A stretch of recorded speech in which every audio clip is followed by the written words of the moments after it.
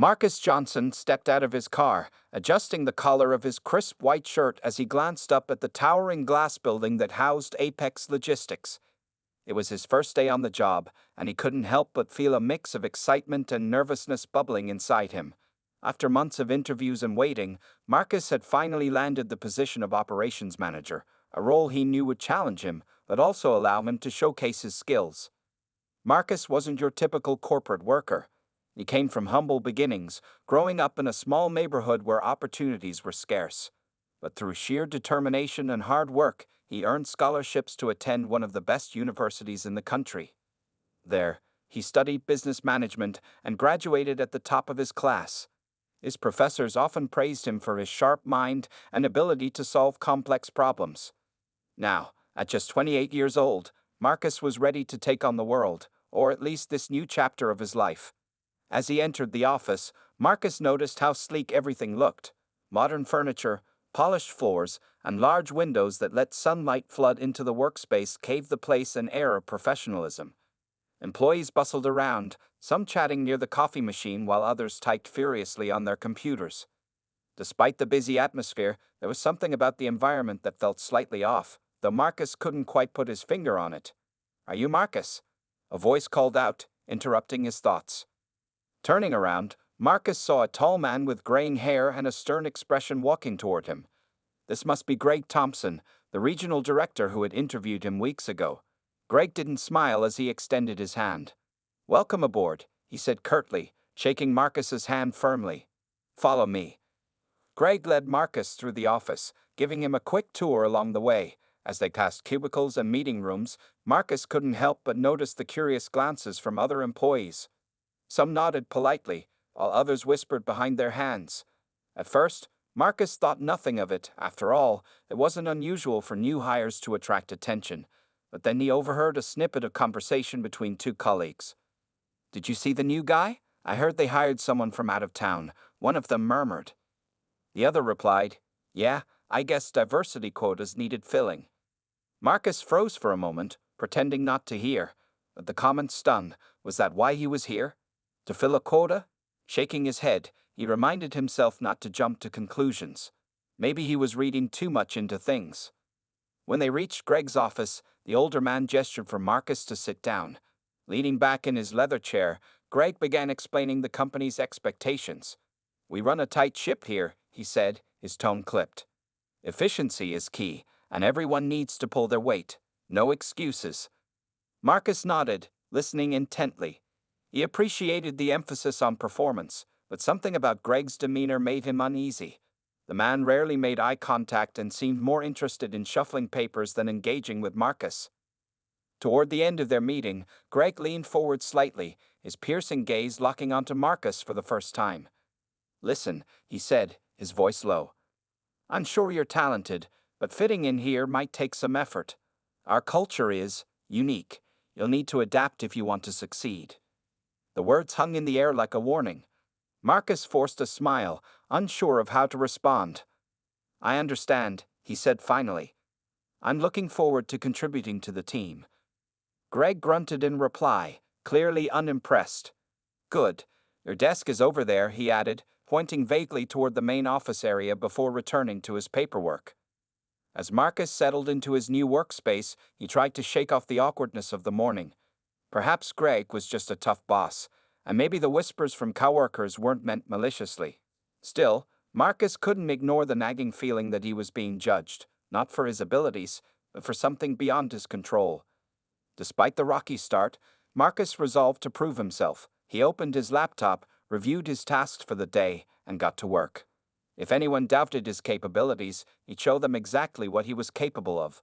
Little did he know, this was only the beginning of a journey that would test not only his skills, but also his resilience. Asterisk word count. Till 620 asterisk. Over the next few weeks, Marcus threw himself into his work with unmatched dedication. He arrived early every morning and stayed late into the evening, determined to make a positive impact at Apex Logistics.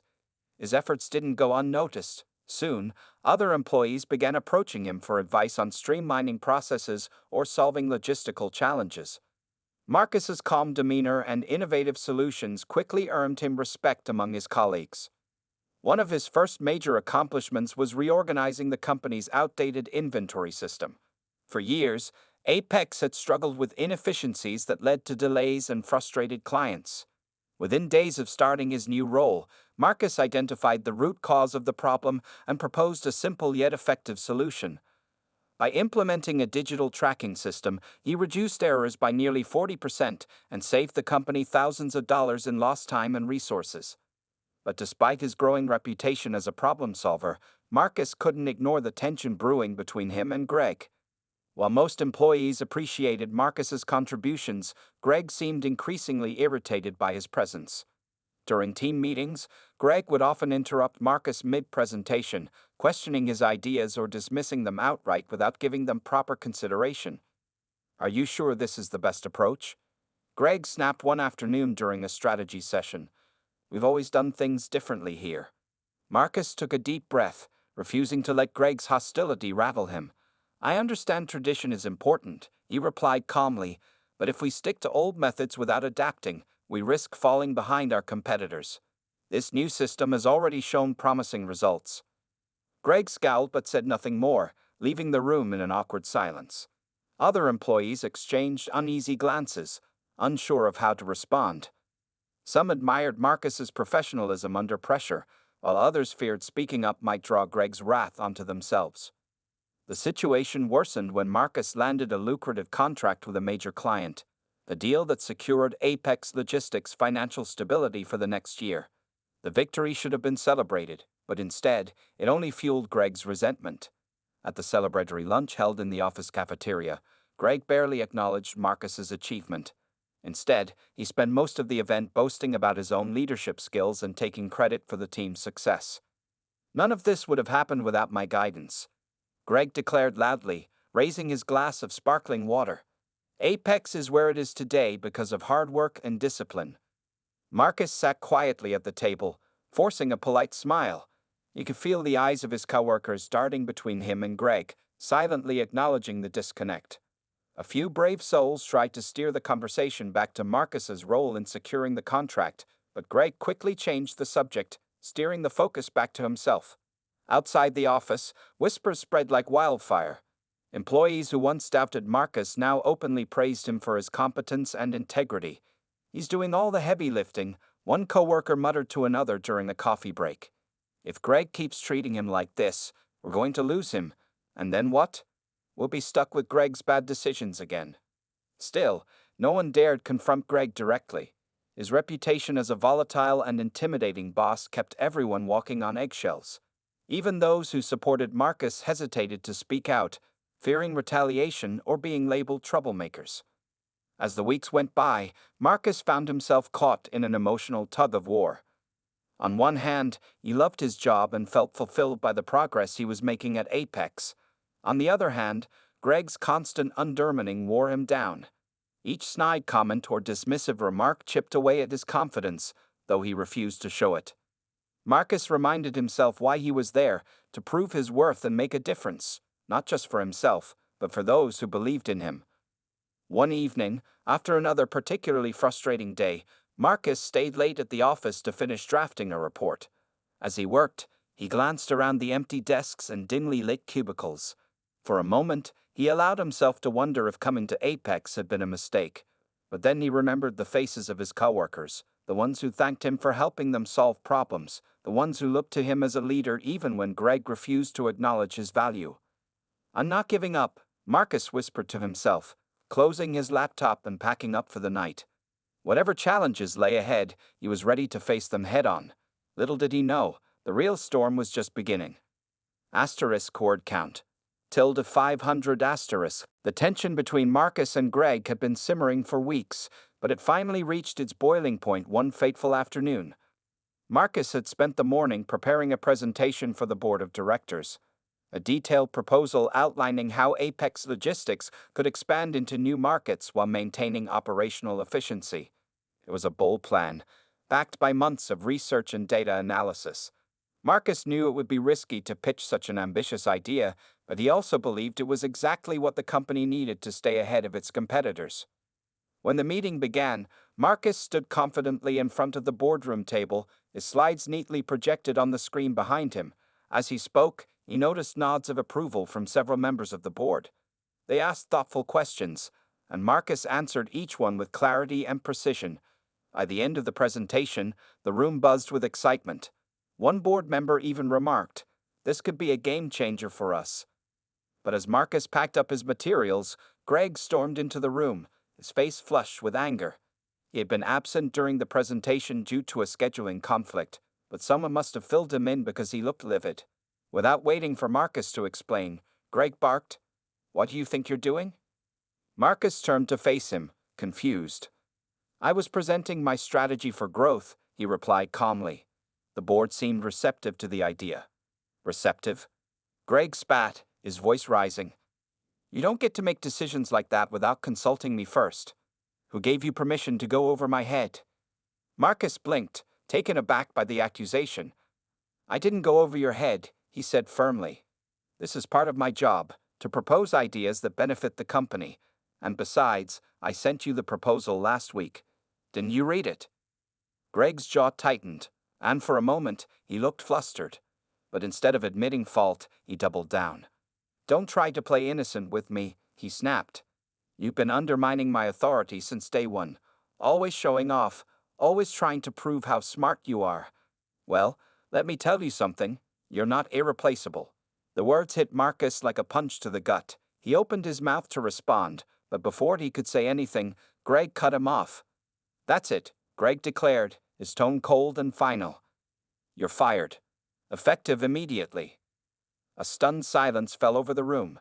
The board members exchanged uncomfortable glances, unsure of how to react. Marcus felt his heart pounding in his chest as he processed what had just happened. Fired? Over a presentation? It didn't make sense. "On what grounds?" Marcus asked, his voice steady despite the storm of emotion swirling inside him. Greg sneered, leaning closer until their faces were only inches apart. "Do I need a reason?" He shot back. "This isn't your kind of place, Marcus. You never fit in here anyway." The comment stung more than Marcus cared to admit. He wanted to argue, to defend himself, but he realized it wouldn't matter. There was no reasoning with someone like Greg, not when his mind was already made up. Instead, Marcus took a deep breath and nodded slowly. "Fine," he said quietly. "If that's how you feel, then I'll leave." Without another word, Marcus gathered his belongings from his desk. Colleagues watched in stunned silence as he walked through the office for the last time. Some looked sympathetic, while others avoided eye contact altogether. A few tried to offer words of encouragement, but Marcus barely heard them. His mind was racing, replaying the events of the past hour and wondering how everything had gone so wrong. As he stepped out of the building and into the crisp afternoon air, Marcus felt a mix of anger, frustration, and disbelief. How could Greg dismiss him so callously after everything he'd done for the company? Did his contributions mean nothing? For a moment, Marcus considered fighting back, perhaps filing a complaint or seeking legal action, but he decided against it. For now, he needed time to process what had happened. What he didn't know yet was that this wasn't the end of his story with Apex Logistics. In fact, it was only the beginning of something far bigger than he could have ever imagined. That evening, Marcus sat alone in his small apartment, staring blankly at the wall. The weight of the day's events pressed heavily on him. His mind raced with unanswered questions. Why had Greg treated him so unfairly? Was it because of his race, or was it simply jealousy over Marcus's success? Whatever the reason, the injustice of it all gnawed at him. Just as he was about to pour himself a cup of coffee, his phone buzzed on the kitchen counter. It was an unknown number. Hesitant but curious, Marcus answered. "Hello," he said cautiously. "Mr. Johnson, this is Robert Hayes," came a deep, professional voice from the other end. "I'm an attorney representing your late grandfather's estate." Marcus frowned, confused. His grandfather had passed away years ago, and as far as he knew, there were no unresolved matters tied to his estate. "What can I do for you, Mr. Hayes?" Marcus asked. "Well, it seems there has been some oversight regarding certain assets left to you by your grandfather," the lawyer explained. "We recently finalized the transfer of ownership for one such asset, a significant stake in a company called Apex Logistics." Marcus nearly dropped the phone. Apex Logistics? He repeated, his voice trembling. You mean the company I just got fired from? Yes, exactly, Mr. Hayes confirmed.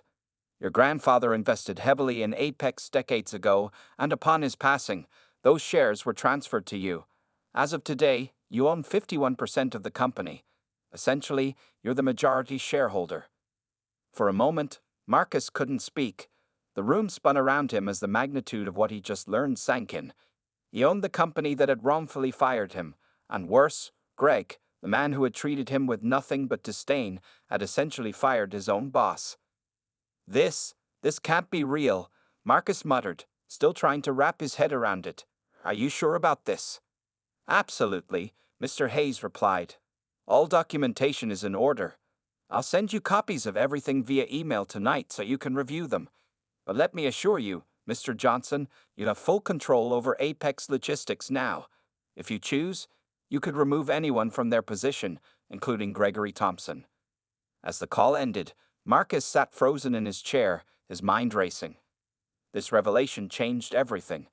Not only did it expose Greg's incompetence and prejudice, but it also gave Marcus the power to set things right, not just for himself, but for the entire company. The next morning, Marcus met with Mr. Hayes at his law office to discuss the details. The lawyer laid out stacks of documents detailing Marcus's ownership stake and explained his rights as the majority shareholder. You have complete authority here, Mr. Hayes emphasized. If you want to take action against Mr. Thompson, we can arrange an emergency shareholders meeting within days. Marcus nodded thoughtfully. While part of him wanted immediate revenge, to march back into Apex Logistics and confront Greg face to face, he knew better than to act impulsively. This wasn't just about him anymore. It was about restoring fairness and integrity to the workplace. He needed a plan. Over the next few hours, Marcus worked closely with Mr. Hayes to draft a formal request for the shareholders' meeting. They outlined specific grievances against Greg, citing his poor leadership, discriminatory behavior, and overall mismanagement of the company. With evidence gathered from former colleagues and internal reports, they built a strong case for removing Greg as CEO. By the time Marcus left the lawyer's office, he felt a renewed sense of purpose. For weeks, he had been treated like an outsider, someone unworthy of respect or recognition. Now, he realized that his worth had never been in question. It was Greg who had failed to see it. Armed with the truth and the law on his side, Marcus resolved to reclaim not only his dignity, but also the future of Apex Logistics. But as he drove home, Marcus couldn't help but wonder how Greg would react when he discovered the truth. Would the arrogant, domineering man crumble under the weight of his own mistakes? Or would he fight back, refusing to accept defeat? Either way, Marcus knew one thing for certain. The tables had turned. And this time, he held all the cards. The days leading up to the emergency shareholders' meeting were a whirlwind for Marcus. With Mr. Hayes by his side, he meticulously prepared every detail of his case against Greg. They reviewed financial reports, employee testimonials, and internal communications that highlighted Greg's poor leadership and discriminatory behavior. Marcus knew this wasn't just about settling a personal score.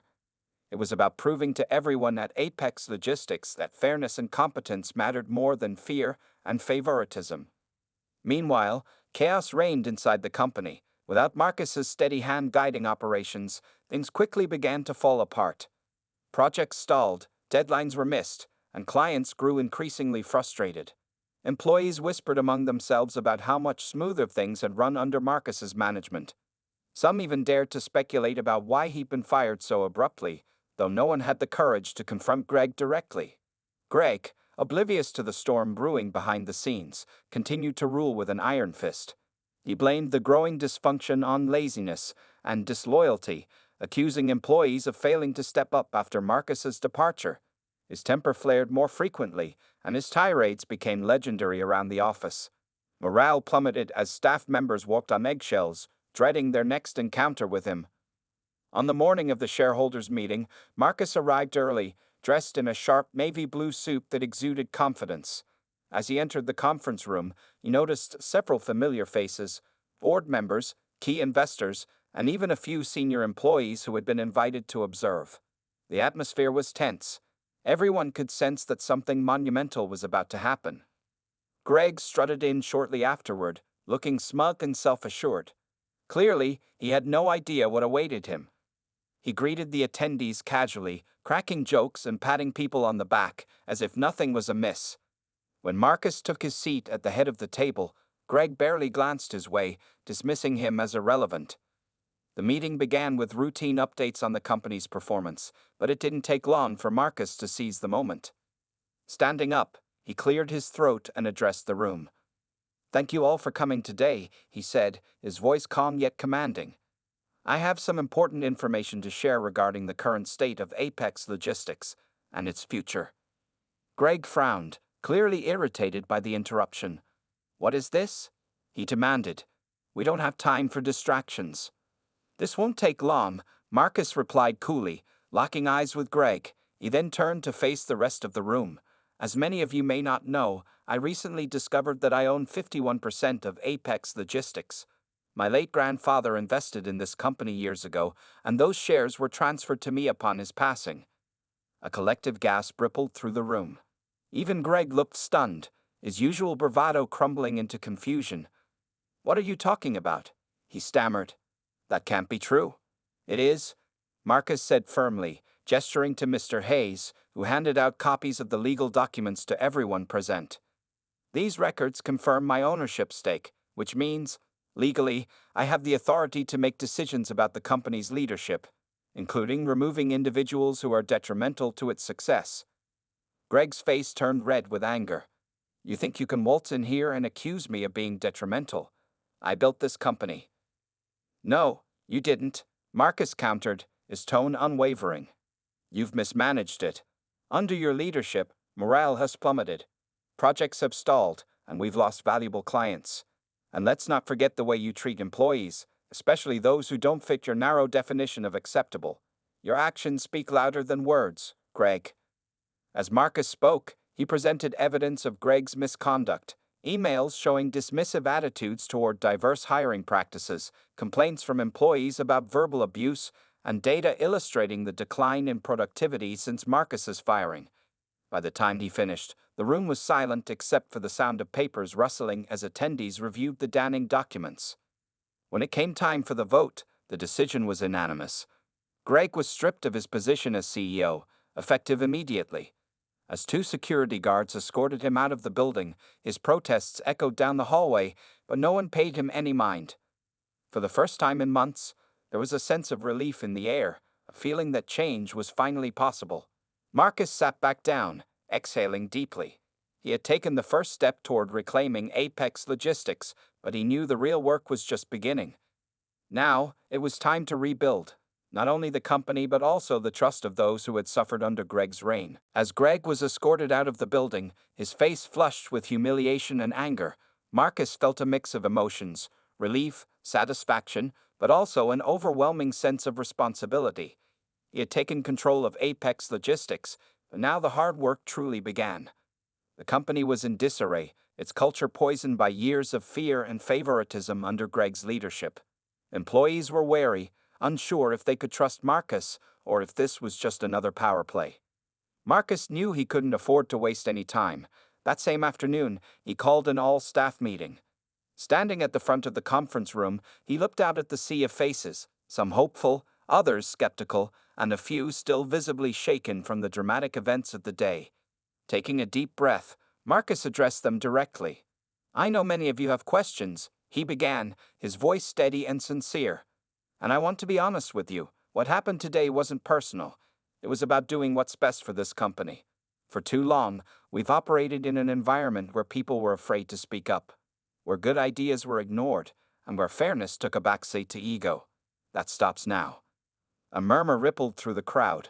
Marcus paused, letting his words sink in before continuing. "I'm not here to make empty promises. I'm here to listen, to understand what went wrong and how we can fix it together.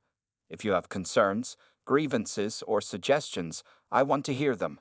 No one will face retaliation for speaking their mind. This is our chance to start fresh." To his surprise, a young woman named Lisa, one of the junior analysts, raised her hand hesitantly. When Marcus nodded for her to speak, she said softly, "Thank you for stepping in. A lot of us admired your work when you were here before, but we were scared. scared to stand up for you, scared to even talk to each other honestly. How do we know things will really change? It was a fair question, and Marcus appreciated her honesty. Change starts with action, he replied. Not just from me, but from all of us. It won't happen overnight, but I promise you this. I will lead by example. I'll hold myself accountable, and I expect the same from everyone else. Together, we can create a workplace where respect, collaboration, and innovation thrive. The room fell silent again, but this time there was a glimmer of hope in the air. Encouraged by Lisa's courage, others began sharing their thoughts. Some expressed frustration over outdated policies that stifled creativity, while others highlighted instances of discrimination or favoritism they had witnessed. Marcus listened intently, jotting down notes and promising to address each issue systematically. Over the next few days, Marcus rolled out a series of initiatives aimed at rebuilding trust and improving morale. He implemented open-door policies, encouraging employees to voice concerns without fear of judgment. He organized team-building workshops to foster better communication and collaboration across departments. Most importantly, he established a diversity and inclusion committee tasked with ensuring that every employee felt valued and respected. Greg's departure left a void in leadership, so Marcus promoted several deserving individuals to key positions. Among them was Sarah Chen, a brilliant project manager who had been overlooked for promotions despite her exceptional performance. "You deserve this role," Marcus told her during their private meeting. "Don't let anyone tell you otherwise." Sarah smiled gratefully, tears welling up in her eyes. "Thank you, Marcus. You have no idea what this means to me and to others like me." Despite the positive changes, not everyone welcomed Marcus's new approach. A small group of senior managers, loyal to Greg, resisted his efforts, spreading rumors that he was inexperienced and unfit to lead. Marcus chose not to engage in petty arguments. Instead, he focused on delivering results, knowing that actions spoke louder than words. Within weeks, the impact of Marcus's leadership became evident. Projects that had stalled under Greg's watch were revived, clients praised the improved service, and employees reported feeling more motivated and supported. Slowly but surely, Apex Logistics began to transform, not just as a business, but as a community. One evening, as Marcus reviewed reports in his office, he allowed himself a moment of reflection. The road ahead would still be challenging, but he felt confident that they were moving in the right direction. He thought about the showdown with Greg, the doubts he faced, and the resilience of the people around him. Apex Logistics wasn't perfect yet, but it was healing, and Marcus knew that was a victory worth celebrating. Months had passed since Marcus took over as interim CEO of Apex Logistics, and the transformation within the company was undeniable. Where once there had been chaos and fear, there was now a renewed sense of purpose and collaboration. Employees who had previously kept their heads down out of self-preservation were now actively contributing ideas, knowing their voices would be heard. The toxic culture that Greg had cultivated was slowly being replaced by one rooted in respect, transparency, and innovation. Marcus worked tirelessly to ensure that every decision he made aligned with his vision for the company. He introduced monthly town hall meetings where employees could ask questions, share feedback, or voice concerns directly to him. These sessions became a cornerstone of the new Apex culture, proof that leadership wasn't about ruling from above, but listening from within. One such meeting stood out in particular. An older employee named Carl, who had been with the company for over 2 decades, stood up hesitantly. "I've seen a lot of changes here," he began, his voice gruff but sincere. "Some good, some bad, but this feels different. You've given us a voice again, Mr. Johnson, and I just want to say thank you." The room erupted into applause, and Marcus felt a lump rise in his throat. It wasn't easy praise like this that moved him. It was the realization that his efforts were making a real difference in people's lives. For years, Carl and others like him had been marginalized under Greg's regime. Now, they'd finally felt valued.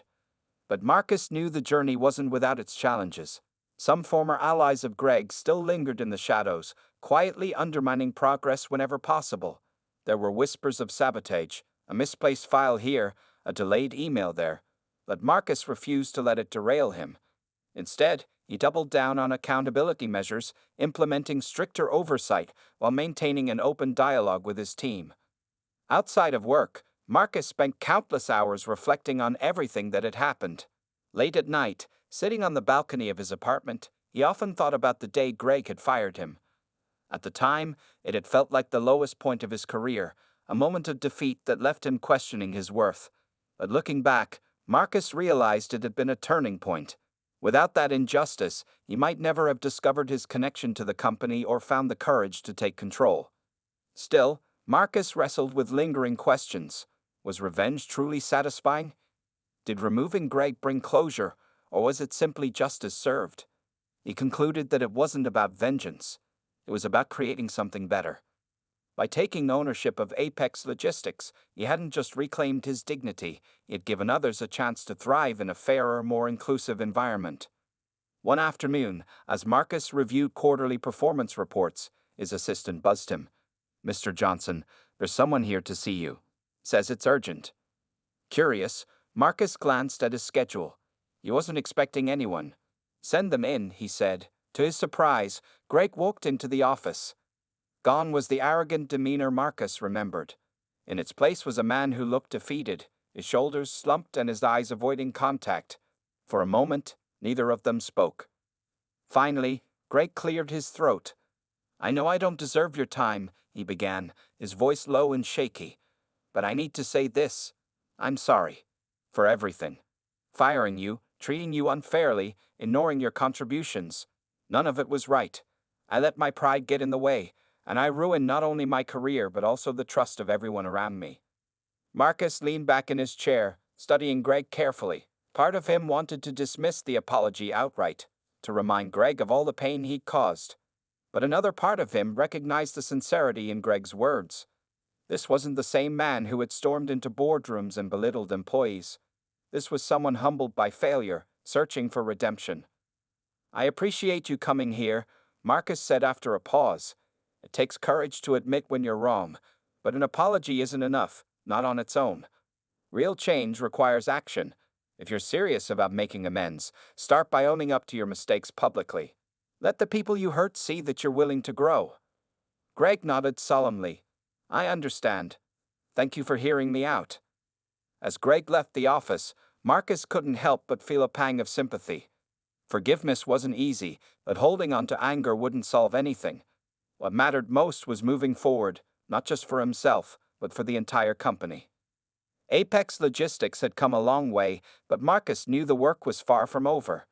Redemption wasn't a destination, it was a process, and as he returned to his desk, ready to tackle the next challenge, he reminded himself that true leadership meant inspiring others to become the best versions of themselves. A year had passed since Marcus took over as CEO of Apex Logistics, and the company was thriving in ways no one could have predicted.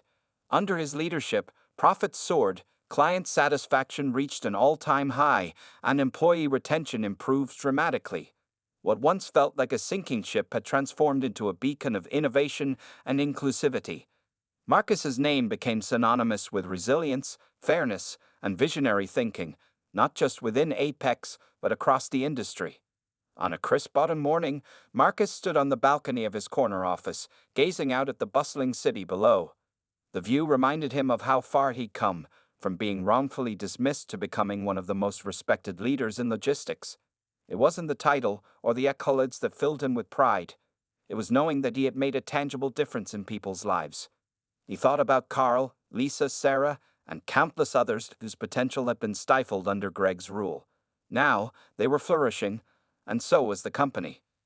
Later that day, Marcus attended a networking event hosted by a prominent business association. As he mingled with other executives, he noticed how many attendees approached him not to discuss quarterly earnings or market trends, but to ask about his journey.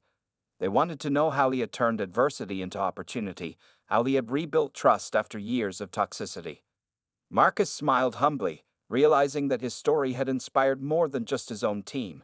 It had resonated with leaders everywhere who sought to create positive change. During a panel discussion, Marcus shared insights from his experience. "Leadership isn't about authority," he explained. "It's about service. When you prioritize your people, their growth, their well-being, their voices, you empower them to achieve greatness. And when they succeed, the entire organization benefits." The audience erupted into applause, But Marcus didn't linger in the spotlight. Instead, he returned to his seat, feeling grateful for the platform to share what he'd learned. Later, during a break, a young woman approached him nervously. She introduced herself as Maya, a recent graduate working at a struggling startup. "Your story gives me hope," she admitted. "I faced discrimination too, and sometimes I wonder if I'll ever be taken seriously. How did you keep going?" Marcus leaned in, offering her a warm smile. "There will always be obstacles," he said, "but don't let anyone define your worth. Focus on proving yourself through your actions and surround yourself with people who believe in you.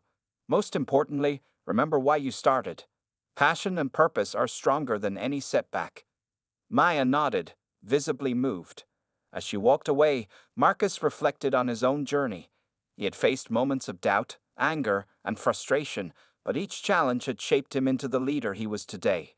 His grandfather's legacy, coupled with his own determination, had taught him that success wasn't measured by wealth or power, but by the impact you left behind. Back at Apex Logistics, Marcus continued to foster a culture of accountability and inclusion.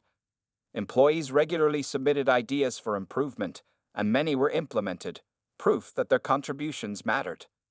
The Diversity and Inclusion Committee grew into a cornerstone of the company, hosting workshops and mentoring programs to ensure every voice was heard. Even former skeptics admitted that Marcus's approach had revitalized the workplace.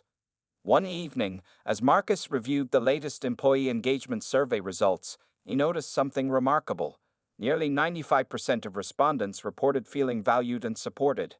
It was a testament to the hard work of everyone at Apex, not just him. Smiling, Marcus jotted down a note to thank his team during the next town hall meeting.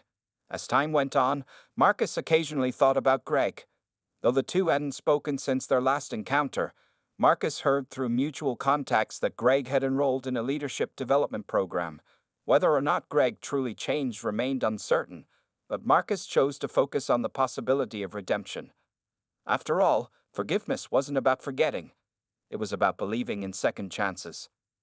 Years later, when Marcus stepped down as CEO to pursue new ventures, Apex Logistics remained a shining example of what could be achieved through integrity and perseverance. His story lived on, inspiring generations of leaders to prioritize fairness, empathy, and collaboration. For Marcus, that was the ultimate legacy, not the titles or achievements, but the ripple effect of kindness and courage. Standing on the balcony one final time before leaving the office for good, Marcus whispered to himself, "We did it." Then, with a deep breath, he turned off the lights and closed the door behind him, ready to face whatever came next.